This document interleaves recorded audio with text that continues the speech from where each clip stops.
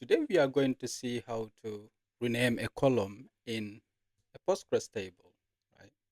So let's see what are the columns in our students table. We have two columns.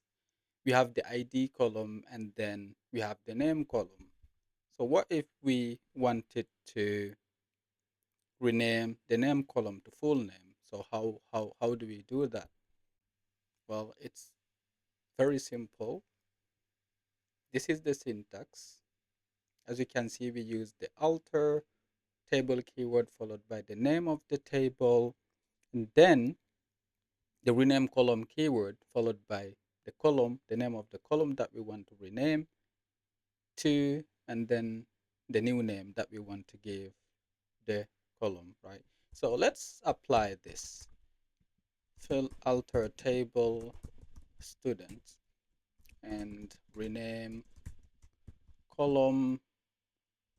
Which column? Column name. We want to rename it to something like full name, right? Let's press enter. As you can see, this is a success, right? So remember, this is optional. The column here, we can just ignore it and it's going to work fine. This is optional. And let's say, for example, we want to rename ID to student ID without using the column keyword in the statement. And as you can see, this works fine. Now, if we list this, we can see we have student ID now instead of ID, and then we have full name instead of name. So this is how you do it. What's going to happen if we try to rename a column that does not exist? Well, as you've guessed, we're going to get an error.